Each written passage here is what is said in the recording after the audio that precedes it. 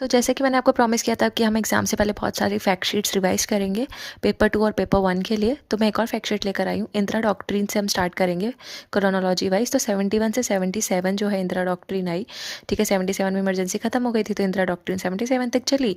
और यहाँ पे बोला गया था कि अगर कोई भी एक्सटर्नल पावर हमारे साथ इंटरफेयर करती है हमारे डिसीजन में, तो हम इंडिया की सिक्योरिटी को उसको थ्रेट मानेंगे। उसके बाद 77 के बाद इंदिरा गांधी हार गई थी, तो जनता गवर्नमेंट आई थी। तो 77 से 79 जेन्युइन नॉन अलाइनमेंट मूवमेंट कौन लेकर आता है?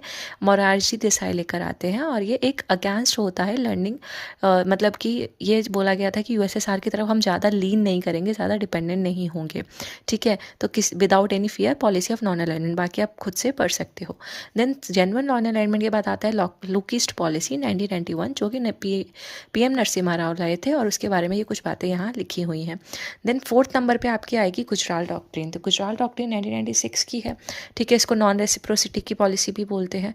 देन 1996 के बाद आपको अगर स्क्रीनशॉट लेके आप इसकी फीचर्स अच्छे से पढ़ सकते हो। देन एक्सटेंडेड नेबरहुड पॉलिसी 1998 से लेकर 2004।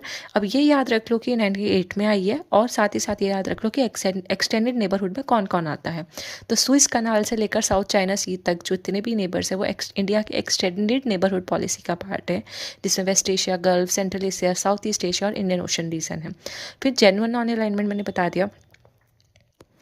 इसके बाद आएगा AIFTA, यानी कि ASEAN India free trade agreement हुआ 2009 में, और 2010 में ये इम्प्लीमेंट हुआ। तो जो ये इसका पार्ट नहीं है, मतलब ये ऑड वन आउट है अगर हम बोले, फिर भी ये लिखा हुआ है तो हमने एक बार ही पढ़ लिया, ये आ भी सकता है पेपर में, आया भी हुआ है। फिर उसके अलावा कौन कौन सी पॉलिसी बची? तो हमारी लुकिस्ट पॉलिसी बची, नरसिम्हा राव का मैंने कर लिया। अब 2 बची बस, एक्ट ईस्ट और लुक वेस्ट। ये तो दोनों ही मोदी जी के टाइम पे आई हैं, तो ये आपको याद ही होंगी। बस ये याद रखना कि लुक वेस्ट में कौन कौन सी कंट्रीज़ हैं, मिडल ईस्ट और गल्फ कंट्रीज़ हैं, ठीक है। और एक्ट ईस्ट में लुक ईस्ट वाली है, बस हमने क्या कर दिया कि एक्ट ईस्ट में कुछ सिक्योरिटी और ये सब इकोनॉमिक ऑपरेशन, ये सब कल्चर, ये सब ऐड कर दिए। तो आई होप आपको ये सीरीज़ अच्छी लगी होगी। 2 मिनट में हमने इतने सारे फैक्ट्स याद रखे, और ऐसे ही मैं और फैक्ट शीट लाऊंगी। मिलते हैं नेक्स्ट वीडियो में।